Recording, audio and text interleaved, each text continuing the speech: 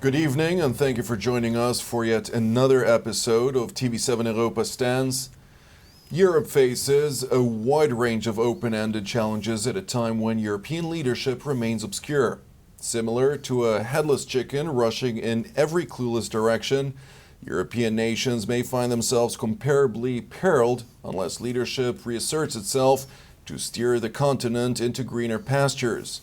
To deliberate Europe's state of affairs looking forward to this new year of 2022, we're joined by General Klaus Naumann, who is the former Chief of General Staff of the Bundeswehr and the Chairman of NATO's Military Committee. Thank you for joining us, sir.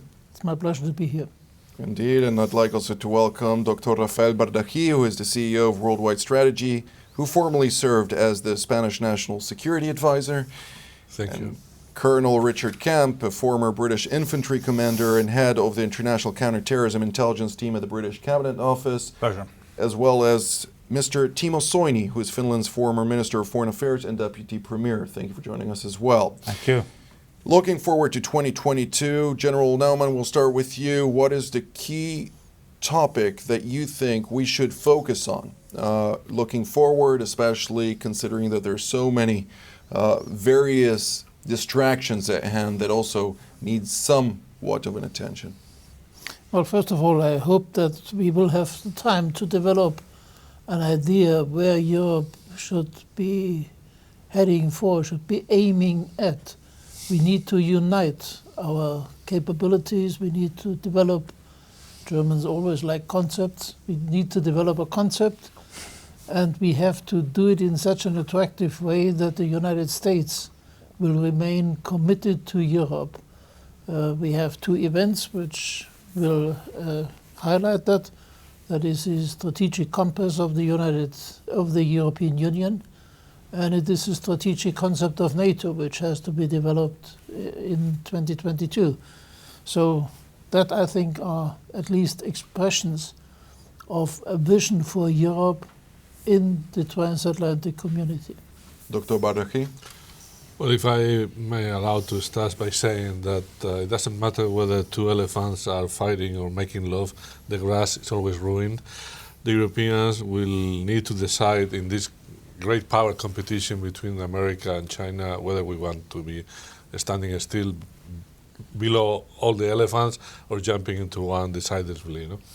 But I think the most disruptive event that we can see in 2022 could be an Iranian nuclear test as a matter of threatening us with more concession or demanding more concession in order to avoid a nuclear arsenal in their hands. So I think we will see major advancement in the nuclear program by the Iranians, and that is going to be very destabilizing. Indeed. Colonel Kemp? I think the most significant problem that Europe is going to face, and not just Europe but the Western world, is China. And I think it's extremely important that, as Rafael says, we decide which camp we're in, and obviously it needs to be the American camp against China.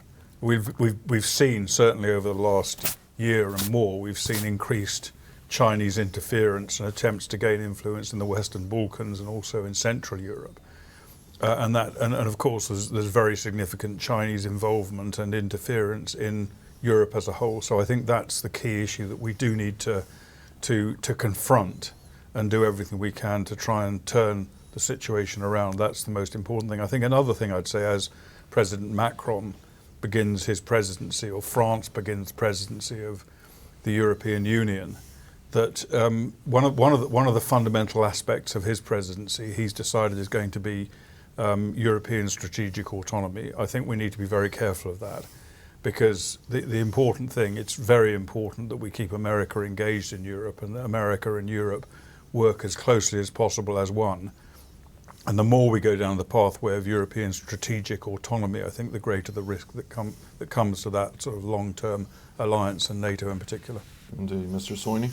I also think that the relations between Europe and United States is pivotal, and I have been worried several years about the also not only the security and military and intelligence cooperation, but also economic cooperation. We used to have negotiations ongoing on TTIP and various economic ties. But what we have seen is more protectionism, and I think that that is not a good thing.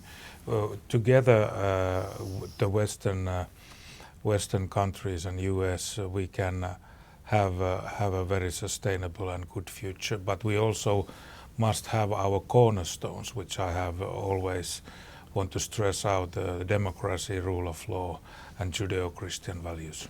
Indeed.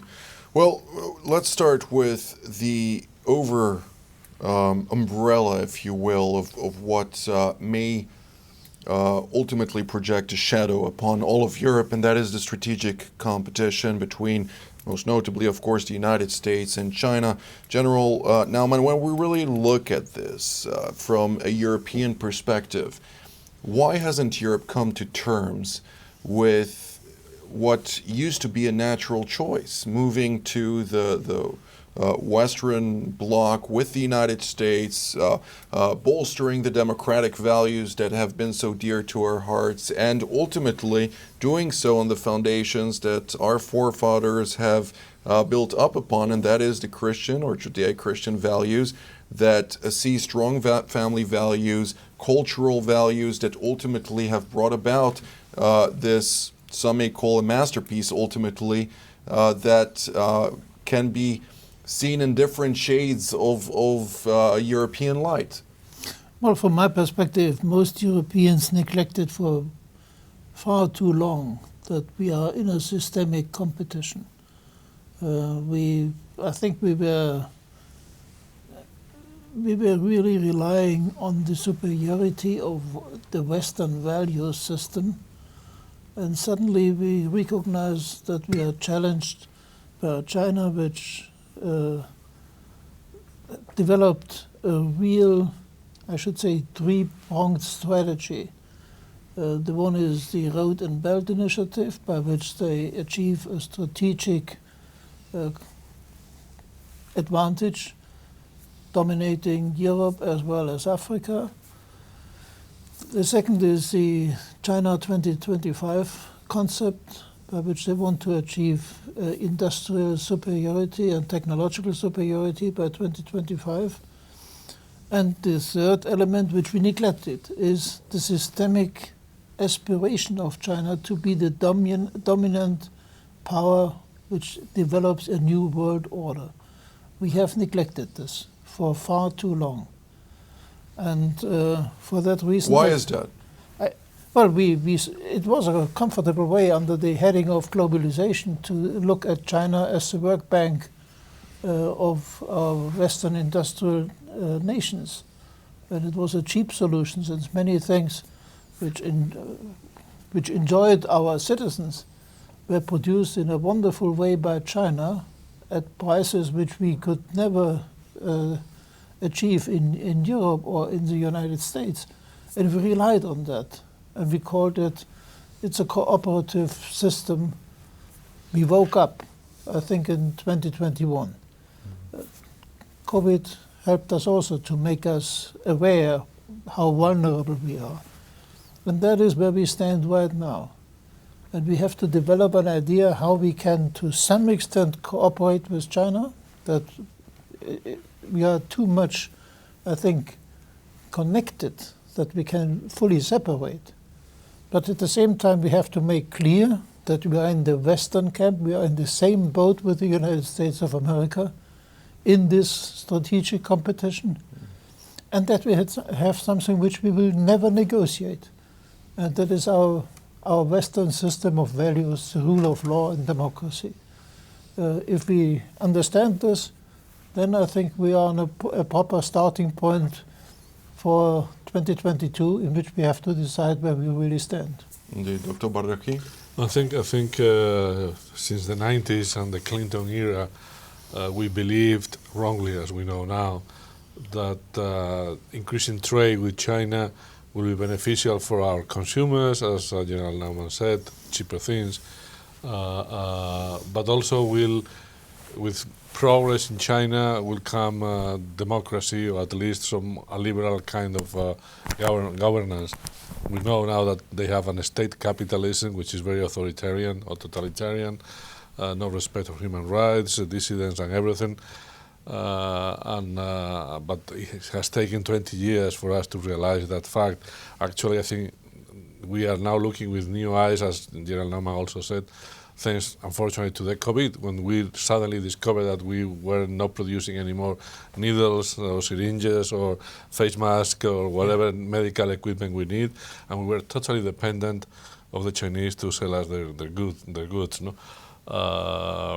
But we also have to realize, as has been mentioned as well, the timing is different here than in China. They have what is a strategic view, and for us, the strategy has become a collection of tactics, which is not the same. They have a long-term over-the-horizon view, and they know how to go from here to there consistently, something we have lost in the last 30 years in our politics, I'm sorry to say. Colonel Kemp? China has been fighting the Cold War since 1949 against us.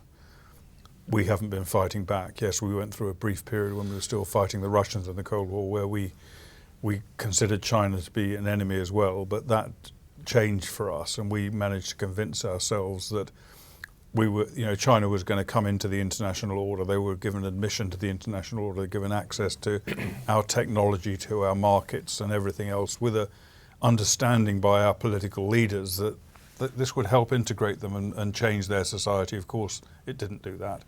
And meanwhile, they've been fighting against us at every possible opportunity. And at the same time, we've been sabotaging ourselves. An anti-European internal movement against ourselves, which I certainly have seen in Britain ever since I was at school, which was in many ways initiated by Russian propaganda and Russian influence back in the days of the Cold War, and has continued through. And I think that means that the Chinese have gained strength, Western countries have gained weakness, and the British Foreign Secretary at the end of last year made, I thought, what was a very interesting speech, in which she made the point that we should stop all this nonsense about attacking and destroying our own history, tearing down our statues, and focus on our cultural background and on our history and what makes our countries, not just Britain but other European countries, what makes our countries great and what they are today, and focus on that and building that and using that to counter the Chinese propaganda, the Chinese influence, and the Chinese malevolent action towards us. Mr. Soini? I will carry on more or less on this angle what Richard said. I think Western, both US and Europe, has gone weaker. We have deteriorated, so to say, in philosophical means. And what does that mean, and what does that enable? China and Russia, they are not afraid of us, they don't respect us anymore, and that enables that they can oppress their own people in the way that hasn't happened. If we are weak, the opposition in the countries like Russia and China cannot operate. They don't get any kind of support. And that is one of the consequences of our weakness. The real challenge to these systems comes now from inside. They are afraid of their own people to be more democratic. But now there is no support. Now there is no example, good example.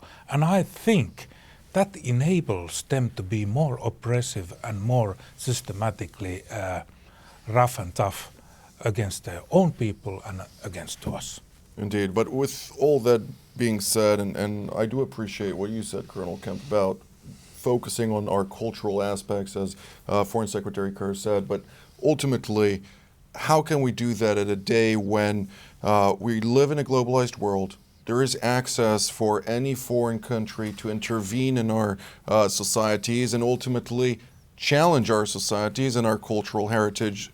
If we look at Germany, General Naumann, just to date, we hear in Germany people being debating whether it's okay for us to raise German flags when the German football team is playing in a World Cup. So when discussion is about the aspects of national identity, to that degree, why would we be in a position where the Chinese wouldn't infiltrate our cultural aspects or perception of our own cultural aspects, which have produced Johann Sebastian Bach and so many others? Well, I think if we do no longer have the courage to tell our citizens where we came from, what we achieved in the past, and for what we stand, then we will, at the end of the day, lose. And we should make it crystal clear. There is, you mentioned Germany. I should say I'm proud of what Germany achieved after World War II. I know what it means to live in ruins, and I have seen the bomb attacks on my home city, Munich. I was on the street when a bomb hit the neighbor house just 20 meters away. And I know what it means to live in ruins. We came out of it. We built something new, a splendid society, a very successful economy, and a free, liberal democracy in which the rule of law prevails. That is an achievement of which the young people should be proud. And if our politicians had the courage to tell them, hey, you, if this flag is raised, it is the recollection to the sacrifices of your mothers and fathers who built this country, and you stand up, you lousy guy, or we'll get you. If they had the courage one day to do it, I think a lot may change. But if we continue to look away and say, okay, it's an expression of a liberal society, we do not respect the American flag, the British or the German, so what does a flag mean? It's a piece of cloth. If we continue in that way, then we will lose the competition against China. Indeed. Dr. Bardaji? Well, I think sometimes we overthink in how to fight back this cultural war. No? But I remember once, not long ago, we were in a debate with a very leftist minister, and I asked him, look, if I leave you in the demilitarized zone between the two Koreas, will you run to the north or to the south? And I mean, people has very basic, clear idea. I mean, most of us will run to the south. And if you ask people, where are you going to spend your second home, in Shanghai or in the Caribbean? We go to the Caribbean. So I think we need to go back to the very basic instinct of the people to recover the offensive. We have been in the defensive too many years, or actually refusing to fight, not even the defensive, just ostrich policy. And we have to build back a little bit step by step, but with very basic sentiments and ideas, and I think it's possible. Whether there are politicians today that are willing to risk the position doing that, so I don't know. But I think in the general terms, on the practical terms, I think governments in 2022 should focus in preventing Iran to manipulate the negotiation with Americans and the P3 from European countries, and to prevent ultimately Iran becoming a nuclear threat, because it's not just a matter of the Middle East, it's a matter against the security of the whole world. No? And the great power competition, we think we understand the dynamics, and will take longer to evolve. But if Iran, by fall 2022, conduct a test, even a smaller scale, or threaten to jump into the militarization or weaponization phase, I think the world will be changed forever in a very bad way. You know? Indeed, and the nuclear negotiations with Iran, at least in my perspective, covering this extensively over the past several years, ultimately is part of this great power competition. We can see the Chinese coming out and speaking about AUKUS and about Australia in the nuclear negotiations in Vienna. Colonel Kemp, are there practical issues here to basically realize that at this stage there is no European leadership at this? issue. There is no American leadership when we're talking about this. There is only a dealing of apologetics. And ultimately, when you come as the so-called Rome of the 21st century, i.e. the United States and the European nations who are quite capable, each one for their own capacity. When you look at this and the way it's being manipulated, you want to raise certain questions about where is this heading? Yeah, I think there is a fear of confrontation when it comes to Iran, in particular Iran. There's a fear of confronting them, and there is also, I think, an unwillingness, and it's born as much as anything else from naivety and wishful thinking, to accept that Iran actually really does mean to get a nuclear bomb and to use it if it wants to. And I think, I believe that the JCPOA, the Iran nuclear deal, as worked out by President Obama in the first place, and which is the European Union and the US are now trying to recover, that was purely a kind of a get out of jail card, so that President Obama didn't have to do anything about Iran's nuclear weapon.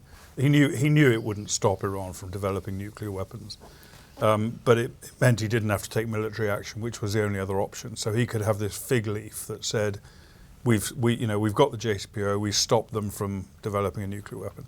And I think that the idea that trying to get that back into action and get that back into life is really deeply, deeply irresponsible, and we shouldn't do it. We should walk away. Either come up with a better deal, a deal that will actually stop Iran, or be prepared to take military action against them, because that is the only way probably that ultimately they will be stopped. And I agree with Rafael completely that if we let them get to the stage where they are capable of producing a nuclear weapon and then testing it, we will be in a different world the day after that happens. Mr. Soini? Yeah, I agree totally, and I think this is the Iran case is pivotal also in that sense that if they get a nuclear arm or weapon, Turkey, Saudi Arabia and Egypt will also have it.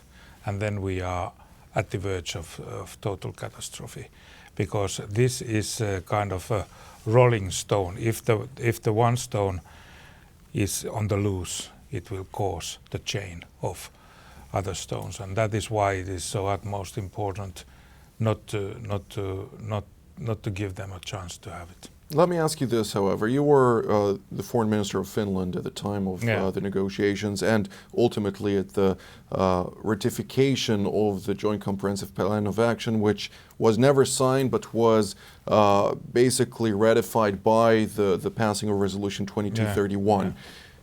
To what degree were you consulted? Were other foreign ministers consulted about this process, which ultimately was represented by the 5 permanent members of the UN Security Council plus Germany, which ultimately are the most powerful nations on earth, but at the same time, this threat is not just a P5+1 threat. This is a global threat that needs to be handled. This is the global threat, and I think it is more or less wishful thinking, as I come from the little country outside of the military alliances. People tend to think that through negotiations, through the kind of processes, we can have a result which could prevail, which could be good enough. But that is a wishful thinking. I think that the strength, that is my own lesson, what I have learned in the politics in Finland. We are living next to Russia. What they appreciate that you are stubborn, you have strength, and you have principles. They don't think that you are going to crawl in front of them. If you don't respect yourself, nobody else would respect you. And this is the basic concept what we used to have. But this JCPOA was the wistful thinking of the whole Europe, that the counterpart on this time, Iran, would love to make a deal, but that is not their intention. Their intention is get the weapon, and we haven't grabbed that basic idea. We have been negotiating on the different level because they never wanted to give up. That is the basic founding what I have experienced. General Naumann? May I add 1 or 2 points to that? The one is, if we look at the traditional nuclear powers and compare them to Iran, then we can say the traditional nuclear powers developed from the possession of the nuclear weapon a certain degree of responsibility to behave in a rational way. That was true during the Cold War. The Americans and the Russians managed successfully to keep the nuclear genie in the box. And that is also true for the nuclear powers like Britain, France. Let's add Israel, although they never acknowledged to have nuclear weapons, but leave it as it is. That is an element which we cannot assume for Iran. Should they have a weapon, they will use it as the most powerful instrument to influence, to blackmail, to pressure other nations. And then they will enjoy what is the big advantage of nuclear weapons. You cannot sanction a nuclear power unless you wage a nuclear war. And they know that. And that brings me back to the JCPOA. It was an instrument by which Obama was able to put the nuclear Iranian issue to the side without being forced to take decisive action. And at the same time, the negotiating 5 countries omitted to make Iran responsible for their terrorist worldwide activities. Nothing happened. It was not mentioned. And the carrier weapons, the missiles, were not even included.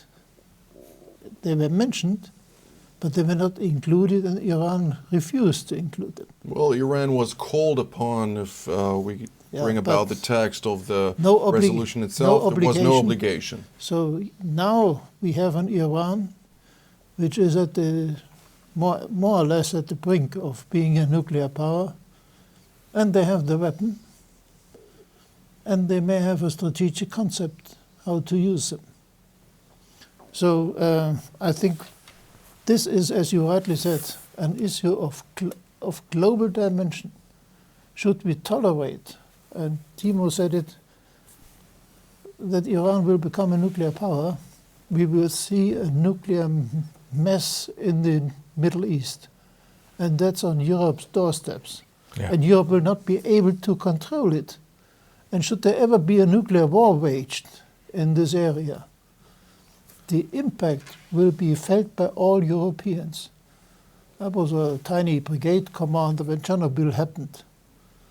But next to my garrison, we saw the radiation in the forests. And it was just a little less than the bomb of Hiroshima. But then there will be a little more than one bomb of Hiroshima. Indeed. There is also a big difference between the Cold War system and what we may see in the Middle East. No? From the very beginning of the arms race between America and the Soviet Union, they spent millions and energy and personnel on keeping a control and command control system in place. So avoiding mistakes, being sure that if an order was given, missiles will be out, and keeping everything under control, the presidential in the United States and the Politburo in the Soviet Union. I don't think we will see that in Iran or other Arab countries because of the nature of the regimes. So it will be much more unstable, the situation of who's going to be controlling the weapons or having the authority to press the button, let's say. You know? And that will bring probably a much more prom-oriented attitude of fighting first than what we have seen in the deterrence dynamics between the Soviet Union and the United States of America. With that being said, we do hear some of the top experts here in Europe already defining Iran as a nuclear threshold state, having enough fissile material in multiple capacities that if you put all of them together, ultimately it does have the quantity necessary for a single nuclear bomb, even a small arsenal. But with that being said, its delivery systems and are quite challenging, at least from an intercontinental ballistic missile. They don't have that capacity yet, but they do have outdated Soviet missiles that were initially manufactured specifically for delivering such weapons. And you have also the means of delivery. I mean, if there are small weapons, you can move it by a truck, you can pass it to somebody else. So I think it's a very risky proposition to believe, like some people around the President Biden do now, that a nuclear Iran will not change anything. I think we will see a new nuclear era, much more unstable and much more prone to conflict as never seen before. No? So in order to avoid escalatory risk and challenges to Europe and America and the rest of the world, starting with the Gulf and Israel, obviously, I think we need to do all what we can to prevent Iranians, Ayatollahs, to reach a position where they are totally independent, whether they take the decision to get a nuclear arsenal, not just a bomb. And yet some may come, Colonel Kemp, and say, but look, we have a country like Pakistan, an Islamist government, a country on the verge of implosion, which has been defined as such for quite some time, with a nuclear arsenal. What is the difference between this country to the Islamic Republic of Iran? Yeah, well, as we've already got one of those, let's not get another one to add to it. The US had and still has plans in place to take possession of Pakistan's nuclear arsenal if it needs to for that very reason.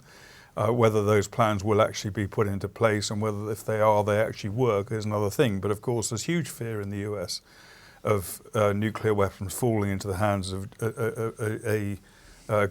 jihadists who launch a coup d'etat in Pakistan, or even the voluntary transfer of nuclear material, shall we say, to jihadist groups, which was a long-standing fear and one of the main reasons why it was important we remained in Afghanistan.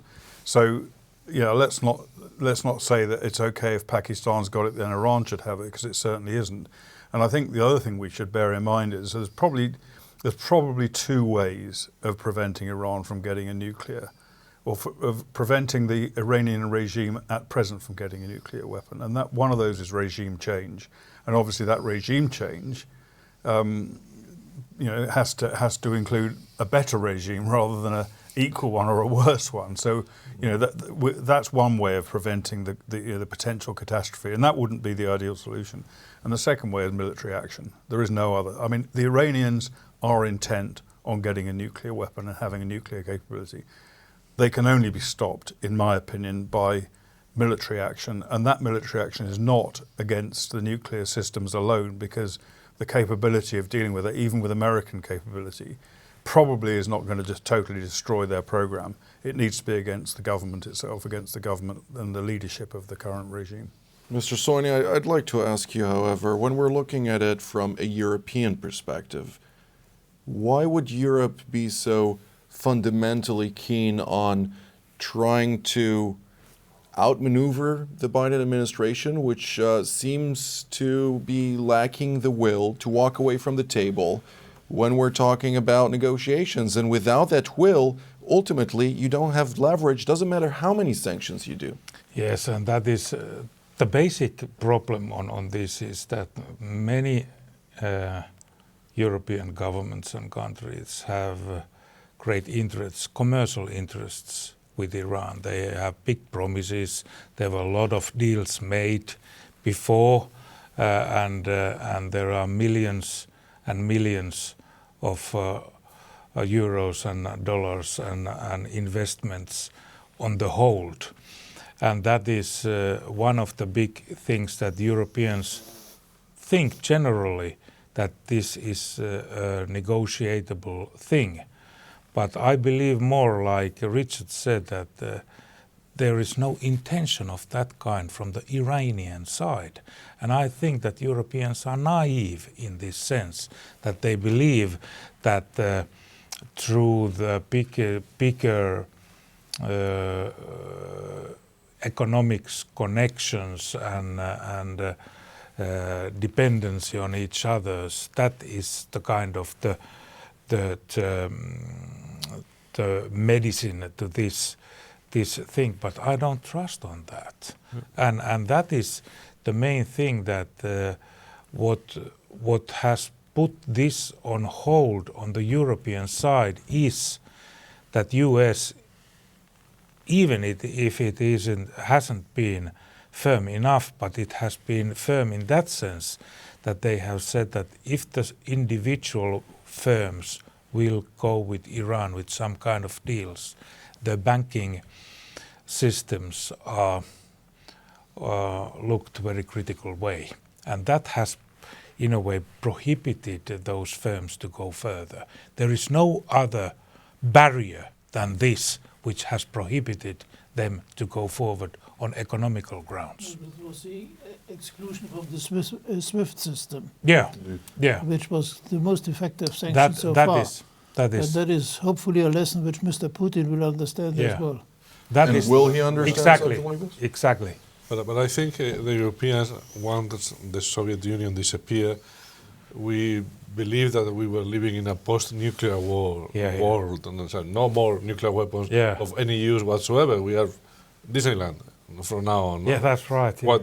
And that's why we took so badly the test between the Iranians and the Pakistanis in the late 90s, and that's why we don't understand the nuclear ambitions of some countries like Iran. No? But for Iran, a nuclear bomb is 3 bombs actually. It's a Persian bomb, I mean, a hegemonic regional power, is a religious Islamist Shia bomb, according to the supreme leader, and it's a Revolutionary Guard bomb, the more destabilizing force in the whole region. No?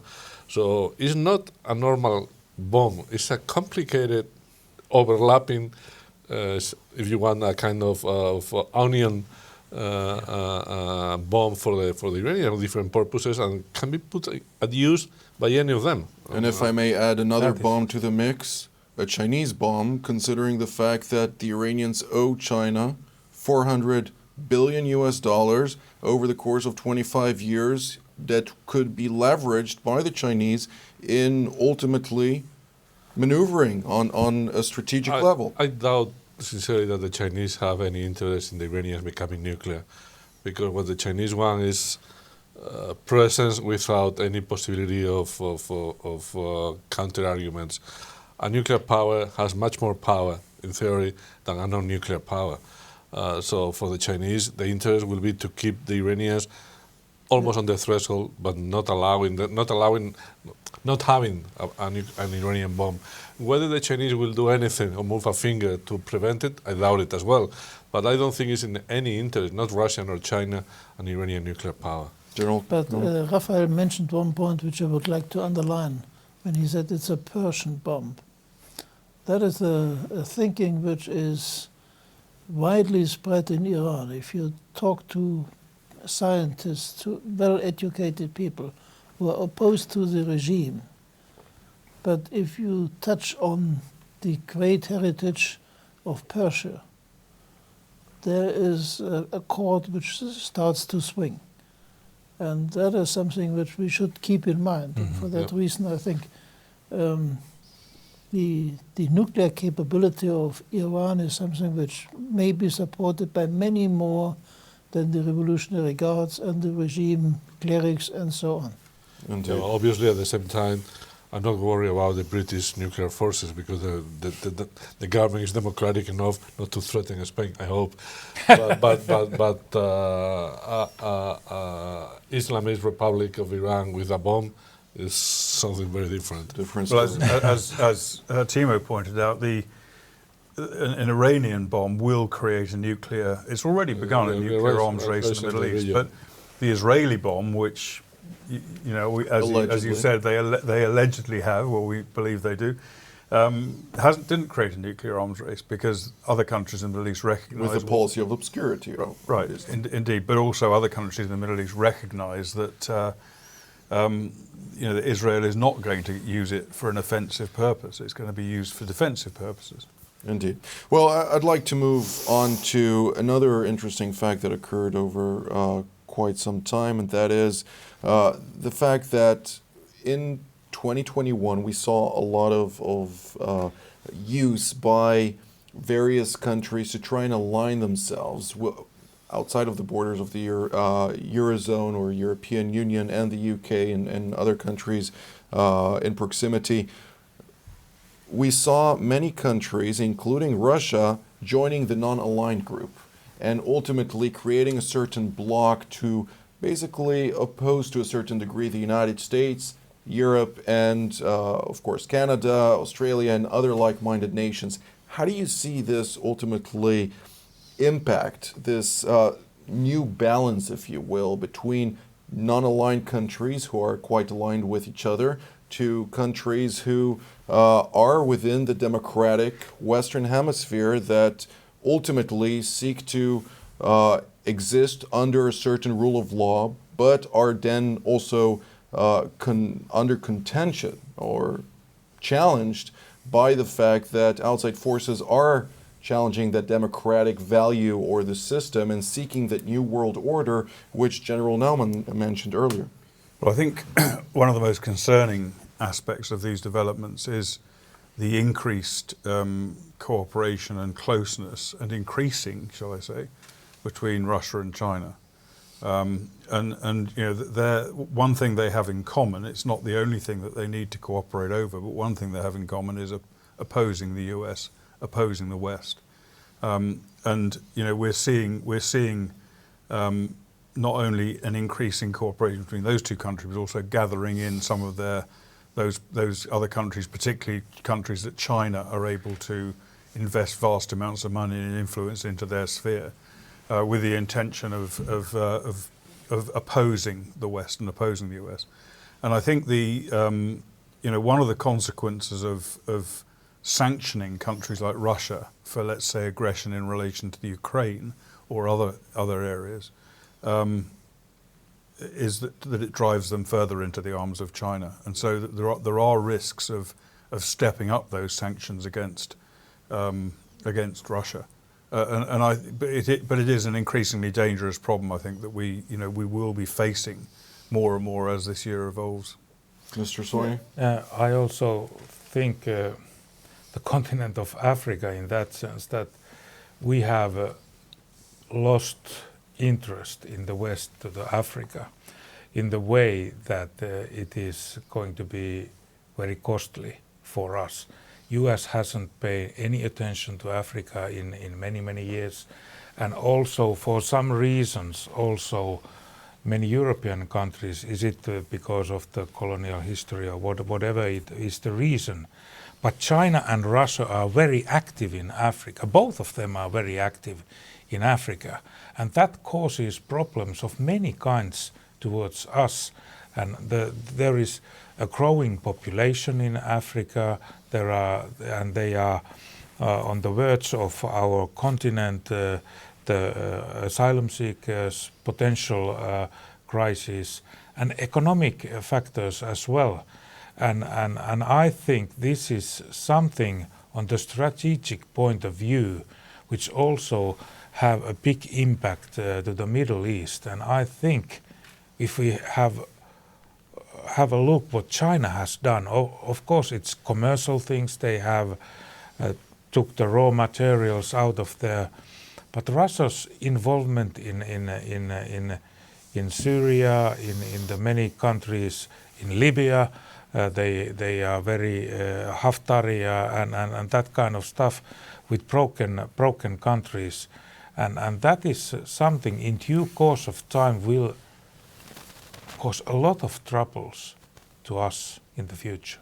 Very interesting. At a time, and I'd like to ask you this, General Naumann, at a time when we see Russia and China, and it is not politically incorrect to say that Europe is wary of its colonial history, and therefore it is acting. We saw Germany, of course, paying large amounts of money to specific African nations for its history there. But at the same time, the Chinese and the Russians are quite creative in colonizing Africa, and it's okay to say that. We see Turkey, former prime minister, was quite vocal about this, Ahmet Davutoglu, who traveled through Africa and declared that Turkey is going to enter Africa. This brought a certain contention between Turkey and France, which is then manufactured also in the Mediterranean Sea and elsewhere throughout the region. So if we really look at the big picture, this is something that is challenging Europe ultimately from its southern flank. Yeah. I fully agree to that, and I would like to mention we have to look at the demographics. The population of Africa will double until the year 2050, and at the same time the basis for nourishing the people, housing, feeding them will diminish, probably due to climate change. So we may be confronted with huge migration waves from the south towards the north. The World Bank estimate published, I think, 5-6 years ago was states that approximately 200 million people will move as migrants from the south of Africa towards the shores of the Mediterranean. So we have a huge problem, which we cannot solve by any other means but to help the African nations to build places where they can earn their living on the African continent. And we have to help them. We have to finance it. We have to bring people to Africa to make this happen. That's a new form of security arrangement, and we have to think it through. And the European Union has to think about this. Yeah. And we all have to invest money, but we cannot leave the Mediterranean nations alone with that. Also at a time, however, that you come and you invest money in territories which are under Chinese influence and corrupt to the bone. We have to enter this competition. There is no doubt about this. And we have to see who will be better. I think we have a chance to do it better than the Chinese. For many African countries, you hear already that the Chinese attitude to bring Chinese workers to the African countries and to take the raw materials out is not very much appreciated by the Africans. Yes, that's right. Say the latest, Dr. Bardaji. And then two other aspects, which, if I may. The one is, if we Europeans take on Africa and also more responsibility for the wider Middle East, this might be the best formula to keep the Americans tied to Europe, since then we are doing something which will allow them to devote most of their capabilities to the Far East. And on the issue which you mentioned, Richard, Russia and China, it's often mentioned. But I think there is one argument speaking against it. If the Chinese would really be prepared to cooperate with Russia, they would only do it under the premise that Russia is a smaller partner and has to obey. And whether this will be possible for Mr. Putin with his overinflated ego, I have my doubts. Dr. Bardaji? Well, I think we should focus on baby steps in dealing with China from Europe. But I think we should encourage any political and diplomatic help to make clear that any action against Taiwan's independence will be not accepted by European standards. And it is true that we can cooperate in a kind of regional burden sharing with Americans, but also preparing a small capability and military presence in the Pacific will help the Americans tie to Europe as well. So, but messaging that Taiwan should be accepted as a normal country among the nations is something which can be done easily, and it just requires diplomatic boldness. Political will, it's called, which Well, is whatever. unfortunately lacking in all country in the West. But I mean, if we are serious about China, we need to do something. If we are not serious and we just want to be perceived to be diplomatically correct, politically correct, okay, let's denounce anything and do nothing, no? As usual. But I'd like to actually focus once more about also what we just spoke about, and General Naumann mentioned a little bit, somewhat of a solution, also did Colonel Kemp. When we look at the African continent and we see the challenges that emerge from that direction, Spain is already dealing with high unemployment rates among young adults under the age of 25, with staggering numbers of unemployment.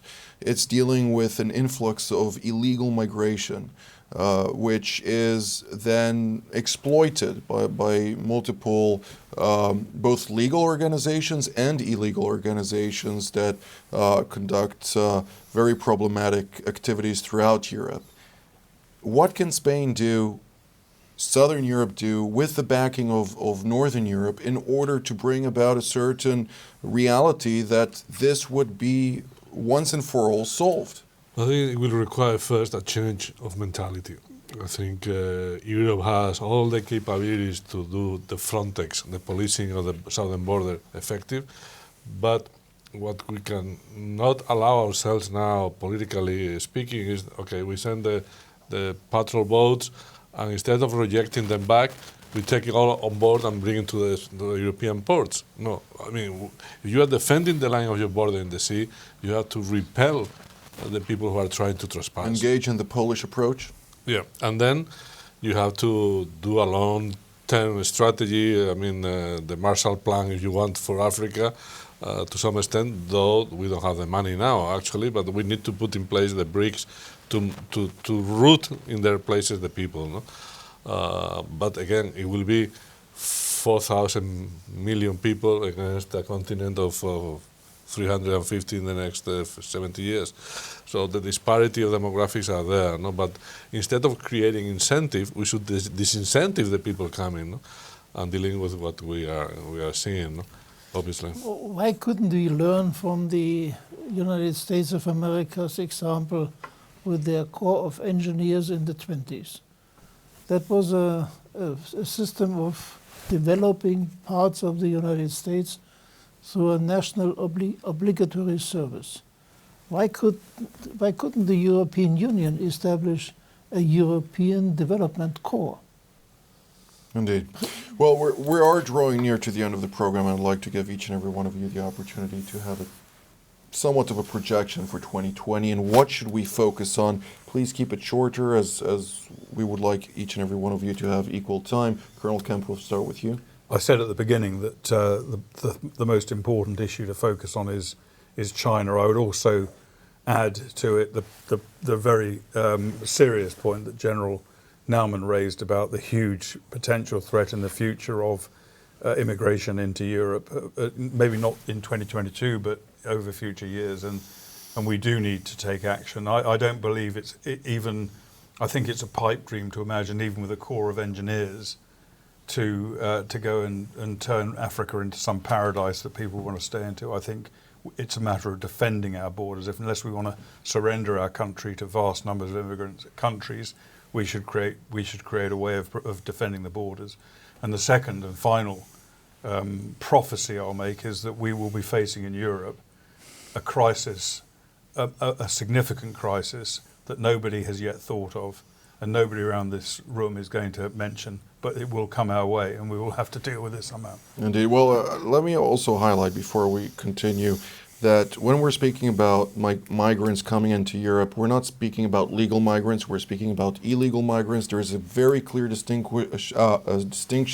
between the two, and whoever is coming in through legal proceedings and legally so should be accepted, and whoever is illegally should not. But of course, we wouldn't be addressing these issues to legal immigrants. Indeed. Mr. Soini. That's right, and let's hope that this new coming year, this started year, can rely on the Polish example, because nobody, in a way, accepted that this kind of firmness can exist. And when it happened, it worked. I think there is something to think about. Dr. Bardaji? Well, somebody said that the governments can deal effectively with one single issue at a time. If that's true, we are doomed because we have to deal with Iran, Russia, China, immigration, domestic problems, COVID. So if the system, using a computer metaphor, is overloaded, it will crash. And that's a risk. That's a risk. I don't know how will happen. There are some revolution in the horizon, like the French presidential election with new candidates in place. Let's see what happens. General Naumann? I hope that Europe and the United States will find together in a truly binding commitment to stand up against China and thus persuading China to seek cooperation instead of confrontation. And what else would you tell European leaders who are currently lacking, especially before the French election, an actual leader, and it seems like there's not really a lot of glue binding what used to be like-minded nations sharing a certain destiny, so-called, together? Well, I think we have discussed this in this group time and again. We have to tell them that we have no alternative. Neither the Europeans nor the Americans have an alternative. We have to stand together. If not, we will be defeated. We Europeans first, the Americans second. Indeed. Well, this is all the time that we have for today. And I'd like to thank General Naumann, Dr. Bardaji, Colonel Kemp, and Mr. Soini for being part of today's program. And I'd like to thank our viewers as well. And we will see you next time, next month, for yet another episode of TV7 Europa Stands. Until then, good evening.